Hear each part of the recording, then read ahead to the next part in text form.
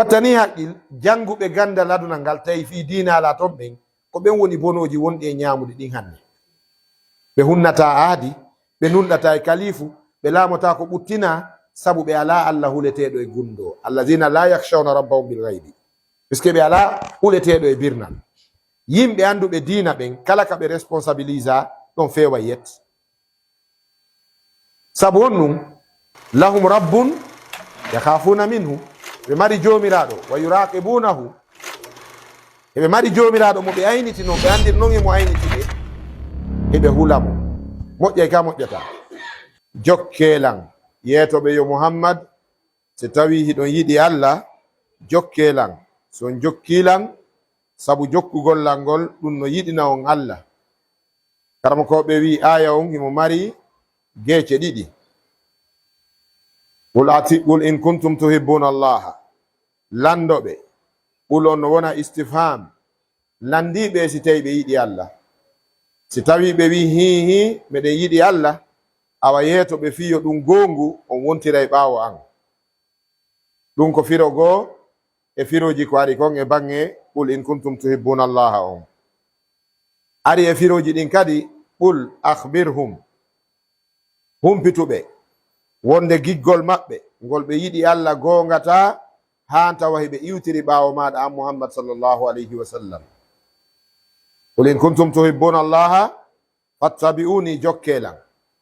siko gonga allah no wela on, siko gonga iɗon yiɗi yo allah yiɗu on, haray wontire ɓaawo an, iwtire ɓaawo an. mi itta watton, mi huccita jokkon, hara on lundakilan, hara on woparilan, hara on waɗari e ɗiɗi e fiyan on. ñembi non lan e ɗi fuu ko ɗaɓɓirton baraji konka allahu tabaraka wa taala ñenti non lan min. si ɗay ɗum non woni gonga woniri non, haray hande kadi yuhbibukumullah.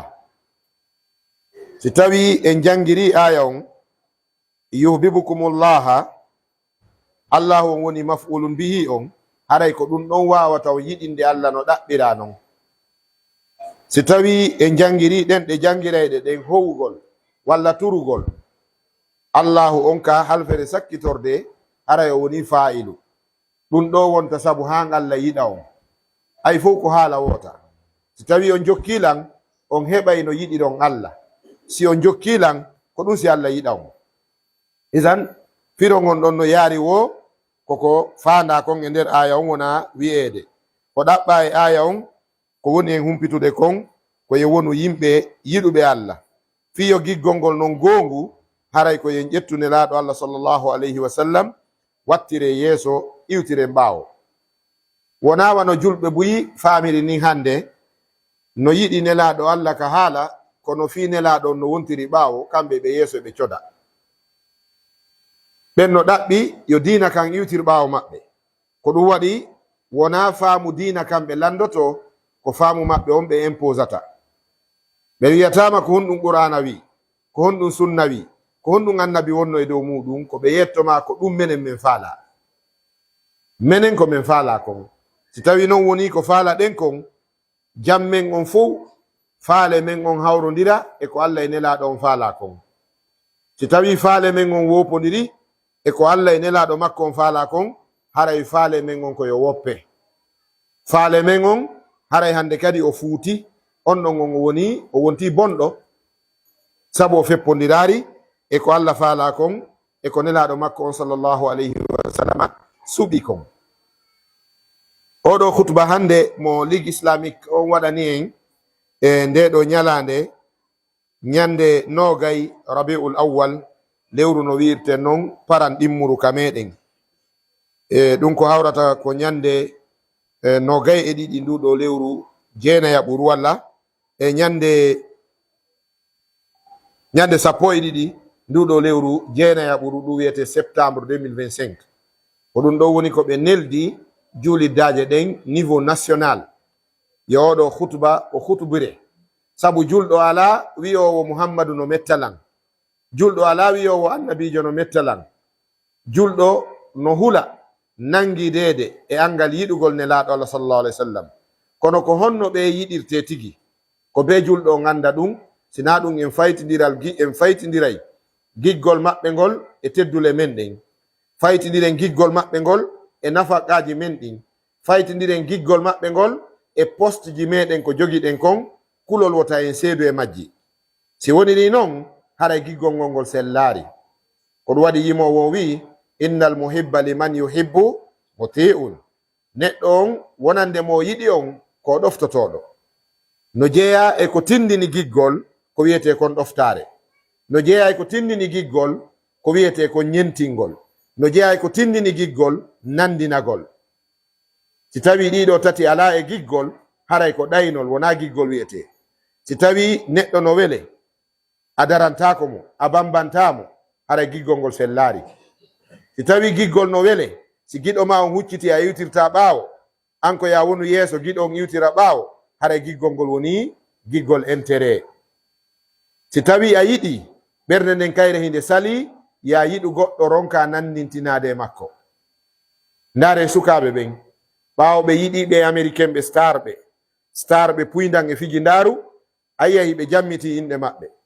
iya jibinaɗo lagine ɗo, jibina lagine, landoɗamo ko honno wiyete oyna inde anen ko Bobi, landoɗamo ko honno wiyete oyna ko Tupac, landoɗamo ko honno wiyete oyna ko Bob. fi hen ɗum jonden inde ɗon no welamo ka wonki. si tawi o yiɗano jon inde nden o ƴettatano nden. joni noon goɗɗo wiya hande min inde anden ko Fawzan, o wiya min inde anden ko Usaymin, o inna min inde anden ko Bunbas, goɗɗo ina kayaɗo oɗon jammito inde arabuɓe.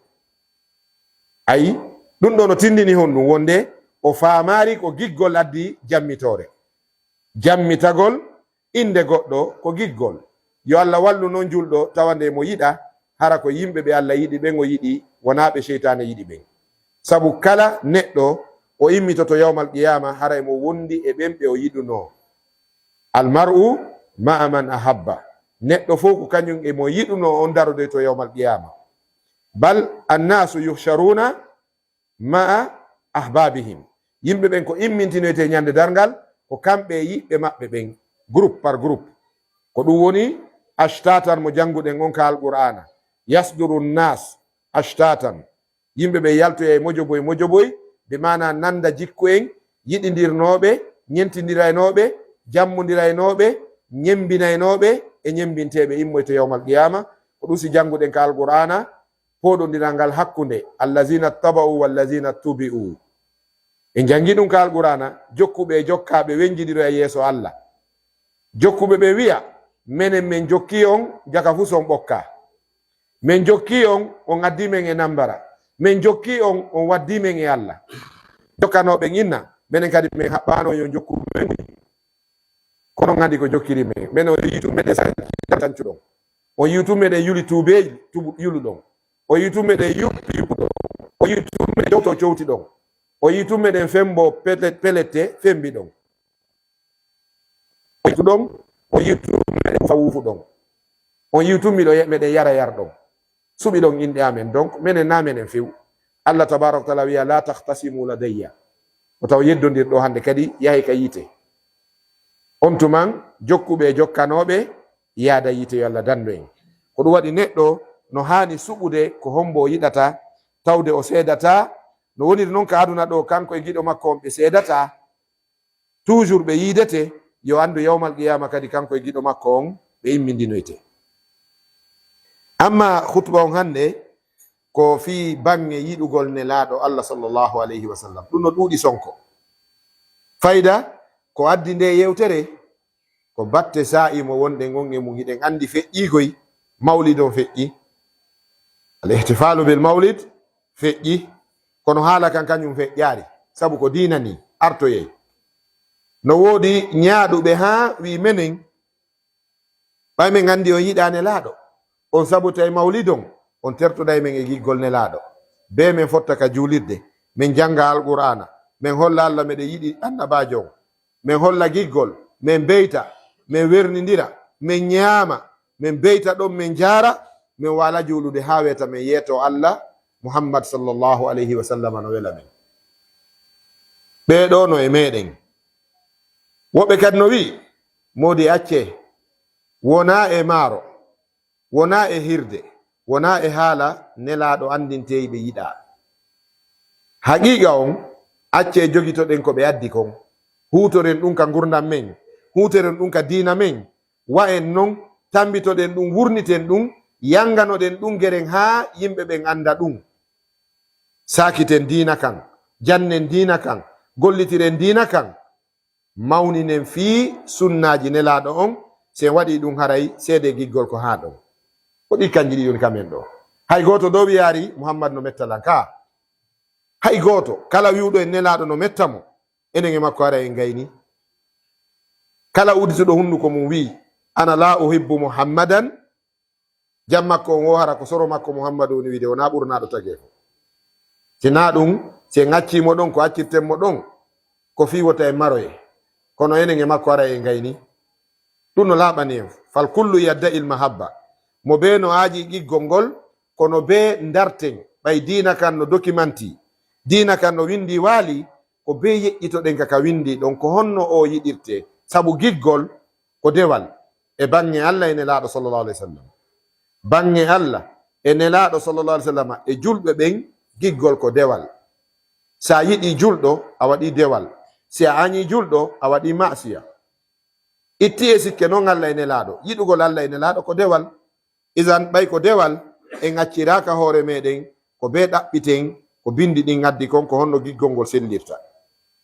On tuman en fawtoto, en fawtoto.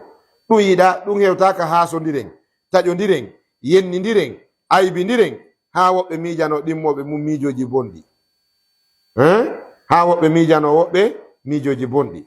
Hara finto tenayno o, hara unotono e gayka, hara o mayayno iwana en ɗo. Ma nana tokorajo makko no maayi tun ƴetta photo makko posta ka Facebook wiya rip. Oɗo men haarodi e o, faami. Donc julɓe ɓen hana hewtude e on niveau. En fof ko Allah faala ɗen, ko nelaɗo on wonɗen hollude Allah eɗen yiɗi.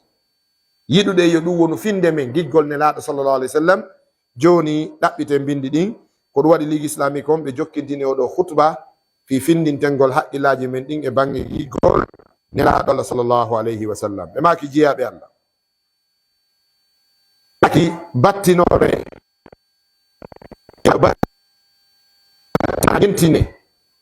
ñentine o nelaɗo Allah. Annabi meɗen Muhammadin sallallahu alaihi wasallam, Allah suɓike ɓe, o suɓorike ɓe on ɗum timmingol nduluji ɗin, timmingol ndulu. La rasula wala nabiya ba'dahu. ko ɗum waɗi karama ko ɓen no fottani wonde man za'ama nubuwata ba'da Muhammadin sallallahu alaihi wasallam fa huwa kafirun murtaddun yustatabu wa illa fa yuktal shar'an.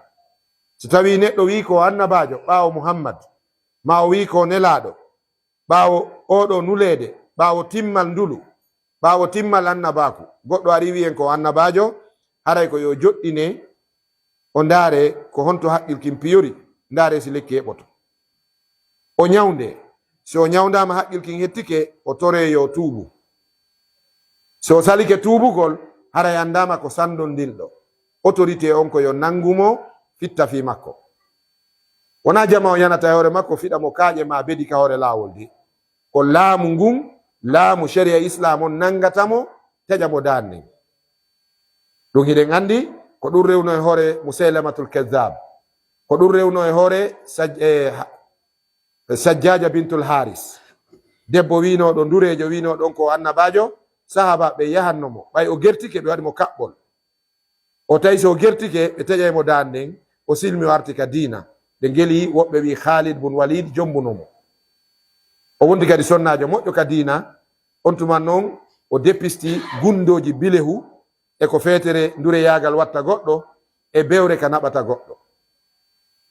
Musailamatul Kazzab on ɗon o sali, sahaba ɓe yahanimo, eɗen andi o darti woni gere, ɓe eti nangugol mo jungo e jungo, ɓe joɗɗinamo tuuba, o sali, o wari sahaba ɓe hewɓe ka ardul Yamama. On tuma ɓe yani e makko, ɓe wari mo labboru Wahshiyu ndun hawri e makko, o halki.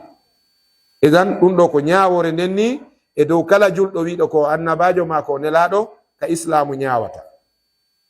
Timmino ndulu ngun timmino annabaku ngun hombino la nabiya ba'dahu, annabi ala ɓawo makko. ɓe maki kadi koye gandu wonde Allah waɗi oɗo nelaɗo ko yurmede wonande dendagal windere nden. si wiyama al alamu ko ɗum wiyeten ka français l'humanité entiére, mana ɓeɗo ko ɓe yurmede wonande dendagal windere nden, wona ɓe yurmede arabu de. si tawino ɓe koye arabu nulano harayno ala ko waɗen ka islam, enen koyen ɓaleɓe africain ɓe. kono ɓe allahu tabaraka wa taala nuluɓe ila kafati nnas bashiran wa nadira, e faade dendagal yimɓe ɓen. ko ɗum waɗi kamɓe nanaka ɓe wiya ya qawmi, ɓe meeɗari makude ya qawmi kono yimɓe an, koɓe makayno ko ummati mofte an ɗen, ha ummati mofte an ɗen. ko ɗum waɗi yiwɗen teddungal ngal ɓe waɗanno bilal africain jo ɓalejo natuɗo ka dina, hooli Allah hooliɓe gomɗini ɓe. ɓe yiɗunomo han tawaymo lakka lakkere nde no ƴarude, ɓe ara ɓe daɗomo ɓe embrasamo, tawa lakkere nde no ilde mo maapi, ko lakkere makko nden woni moddinde coñci nelaɗo ɗin kon, haɗa nelaɗo no maapi fi no andoro wonde ko ɓe nelaɗo e dendagal yimɓe ɓen. ko ɗum waɗi ɓe moƴƴi e makko kanko bilal, ɓe ɓannitimo, ɓe ɓuucotonomo kanko bilal, ɓe salminaynomo, ɓe lunnomo jungo ngo. africain noir esclave pur, andingol wonde ko ɓe yurmede wonande dendagal tagge fo ngo. bal wurin hay jinnaji ɗin, jinna e hoore mum no tawa ko ɗaɓɓira yo noto ndulu maɓɓe.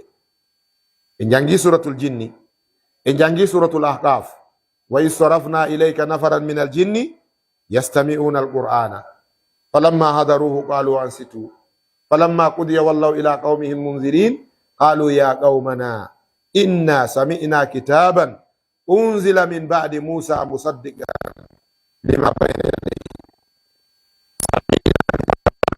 ani alqur'anare tellinde ɓawo musa ayen fo gomɗinende. leɗɗe seediti wonde ko nulaɗo Allah, leggal seediti ko nulaɗo Allah, seediti ko ɓe nulaɗo Allah.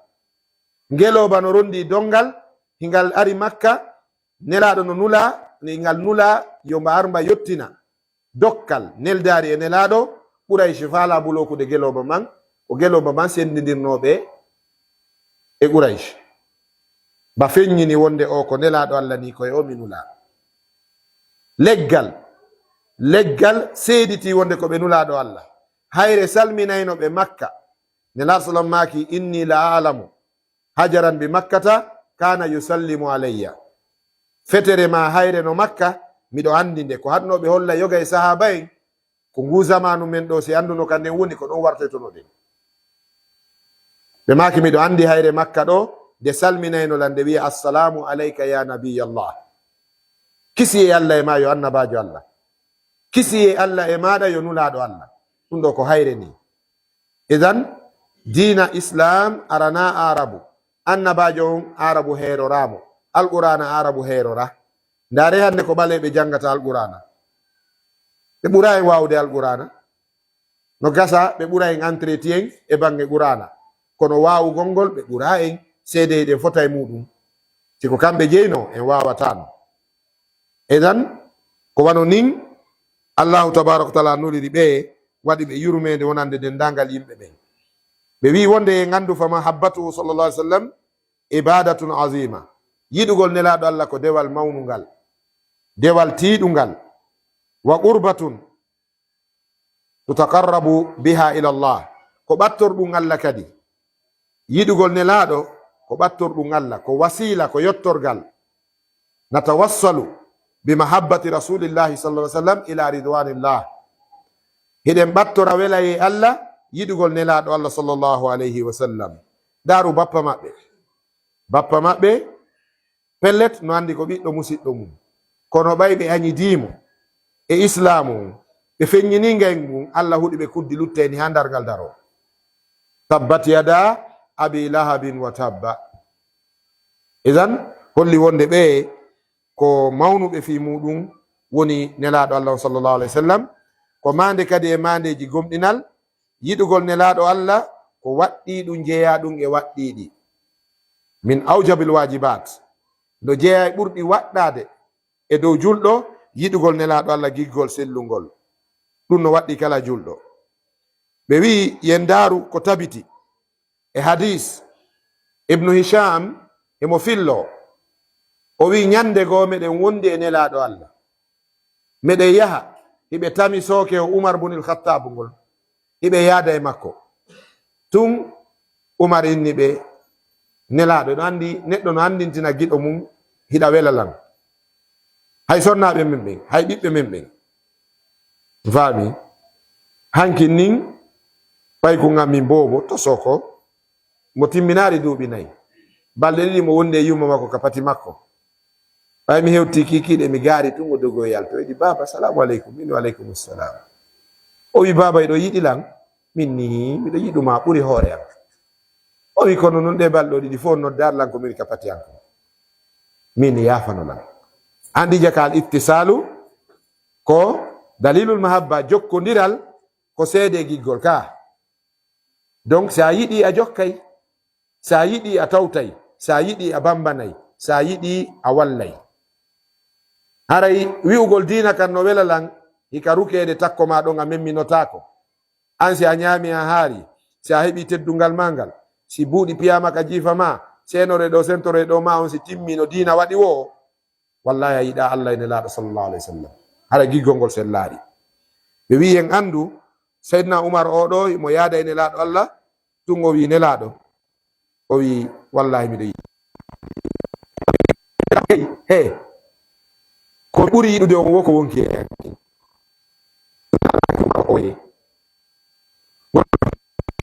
ngol woni gomɗinal wo giggol sellungal wo sanga tawi miɗo ɓuranma hay wonkimaki miɗo ɓuranma yimɓe ɓen fof nene ma e ben ma e ɓiɓɓe ma ɓen ta ko min ɓurɗa yiɗude ɓen fof si ɗum selli haray selli Umar fanki ɓe seni seeɗa Seydina Umar palliti ɓe gandi ko gayuri gorko o palliti o wi ya Rasulullah wallahi anta habbu ilayya min nafsi nelaɗo miɗo yiɗi on ɓuri wonki yanki nelaɗo make a ko joni noon woni gomɗinal al an bimana amanta awa joni noon a gomɗini ka bange giggol ko wiyete timmal gomɗinal ngal noon timmirima joni ka tawi ɗon miɗo ɓuranma wonki maki ɓe fewti sahaba ɓen ɓe makani ɓe la yuminu ahadukum hatta akuna ahabba ilayhi hay goto mo wonata gomɗinɗo han tawa ko min ɓura yiɗede ka makko min waladihi wa walidayhi wannasi ajmain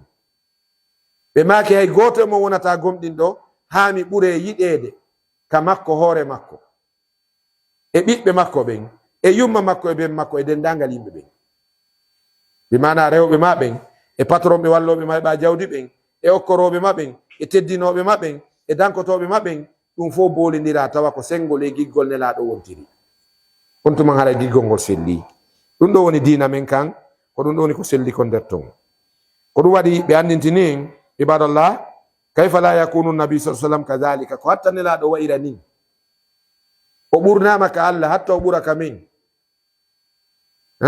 o ɓurnama e tagu mum fof hatta o ɓura ka men si tawi Allah ɓurni en ɓurnari hara en jaasi si Allah teddini en teddinari hara en jaasi si Allah yiɗi en yiɗari hara en jaasi donc Allah yiɗi Allah teddini Allah ɓurni nelaɗo e dondalngal tagu mum ko ɗum waɗi ila de mérite ila se mérite ɗum ɗo nelaɗo sallallah alih sallam no mérite ngol giggol ɗo immorde meɗen ko heddi kon e nder khutba on ɓe maaki ndaaru Allah tabaraka wa taala no takkida hoore makko e malaika ɓen fop o wiya no juula e gooto inna allaha malaikatahu yusalluna ala nabi o nodda en kadi o wiya ya ayyuha alladina amanu kala tawɗo e mon no hooli kala tawɗo e mon no gomɗini andi ko wiyete gomɗinal ka pular ko haala juutugol ko ka raɓɓinina ka ñogga gomɗinal ko gonginande ko hana gonginede kala tawɗo no gongini ko hana gonginede awa yo war kan kadi o juula e makko ɗum ɗo tinnini hon ɗum ɗo ko ɓural o kanko nelaɗon sallah sallam o laawori e dow dendangal tagi fo mum ɓe wi wa min alamati mahabbatihi sallllahu alayhi wa sallam no jeeya e mandeji ko andotta en yiɗi nelaɗo Allah harana wowlugol ngol tun wa ta'zimihi e mawningol fi maɓɓe harana ka sayre tun nokka maɗɗo mbari hankin ka mawlidi men golluno goɗɗum. Allahu akbar. Allah ɓeydu teddungal e dow wone laaɗo. Hankin min regil no min tun tankowal bari mi yarno hankin zi ha mi tuuti e goɗɗo no mantano men wo